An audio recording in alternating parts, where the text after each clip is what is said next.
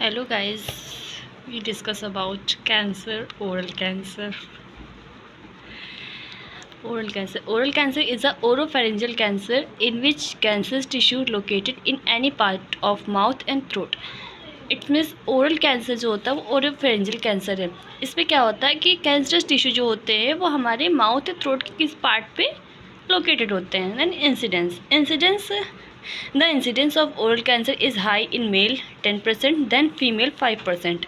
इसका इंसिडेंस है कि ओरल कैंसर जो होता है वो हाईली मेल्स में 10% एंड फीमेल्स में 5% होता है।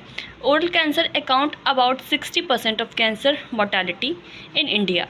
This type of cancer is most commonly found in males.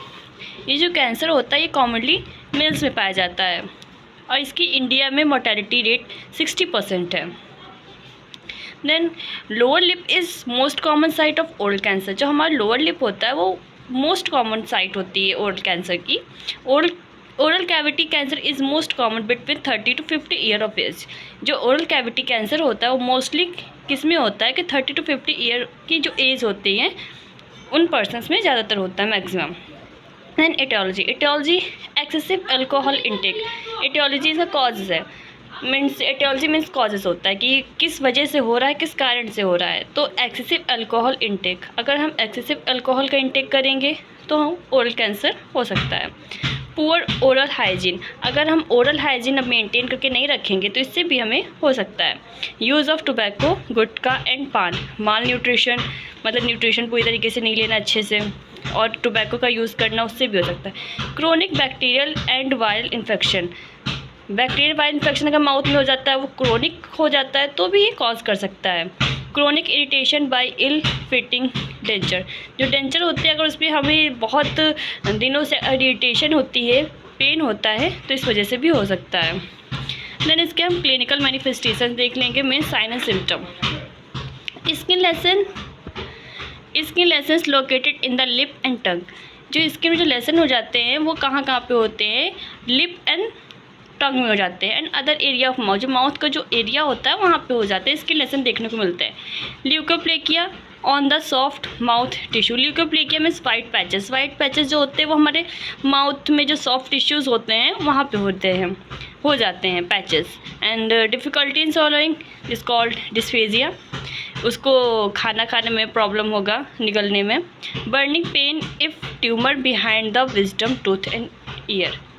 Burning होगी, पेन होगा अगर ट्यूमर हमारे ईयर या टूथ में हुआ है तो। पेन इन टीथ, ओरल में हुआ है तो पेन होगा, टीथ में होगा ही होगा। फिर इंक्रीज सलाइवेशन का इंक्रीज होगा। और ओटेलेजिया मीन्स जो ईयर जो होती है वहाँ पर पेन होगा। इसका डायग्नोस्टिक इवैल्यूएशन देख लेते हैं, क्या क्या हमें टेस्ट करना है किसी पर्सन को अगर ओरल कैंसर हुआ है। तो हिस्ट्री कलेक्शन करेंगे, फिजिकल एग्जामिनेशन करेंगे, एंटोलोजीन ब्लड टेस्ट करेंगे, CT scan, MRI and biopsy. Biopsy means जो जहाँ पे कैंसर हुआ होता है वहाँ का टिश्यू को कट करके एक टेस्ट किया जाता है, उसे हम बायोप्सी कहते हैं।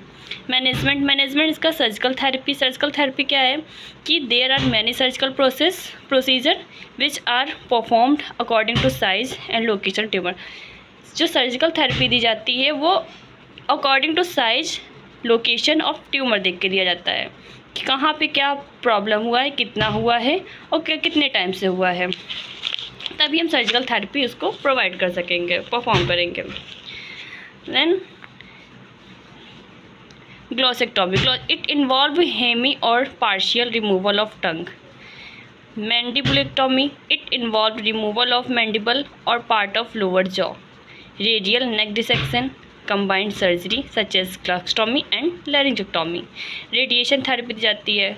Chemotherapy it include cisplatin, bleomycin, methotrexate, 5-फ्लोरोडेसिल 5A एंड पैसीटेजेल। ये कीमोथेरेपी की मेडिसिन होती है। जो कीमोथेरेपी दी जाती है तो इसमें ये सारी मेडिसिन इंक्लूड होती है। Then nursing diagnosis most important.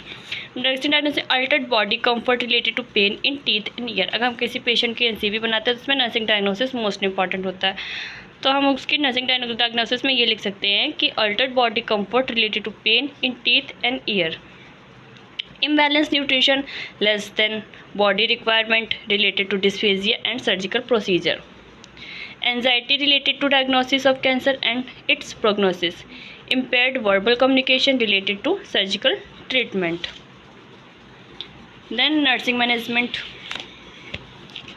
Nursing management में क्या करेंगे, assess the patient communication, provide penicillin and paper two communicate. अगर पेशेंट को ओरल कैंसर हुआ है तो पेशेंट को बोलने में प्रॉब्लम होती है, तो हम उसे पेन एंड पेंसिल देंगे और पेपर देंगे कम्युनिकेट करने के लिए कि वो क्या बोलना चाहता है, उसको क्या उसके इमोशन से वो उस पर लिख सकता है। Then check the patient weight and level of activity, उसकी लेवल ऑफ एक्टिविटी चेक करना है, उसका वेट चेक करना है।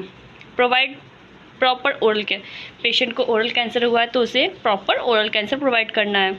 Encourage the patient to maintain oral hygiene, patient को इनक्रेज करना है कि वो अपनी ओरल हाइजीन मेंटेन करके रखे। Then educate the adolescent and early age adult about the harmful effect of tobacco, gutkha and smoking.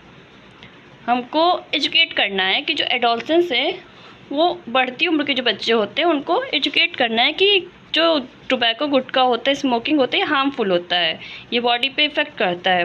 Then careful inspection of oral cavity for skin lesion, और हमको अगर हम उस पेशेंट का इंस्पेक्शन करेंगे, एग्जामिनेशन करेंगे, तो हमको अच्छे से देखना है, केयरफुली तरीके से उसके स्किन लेजन्स को देखना है। Thank you.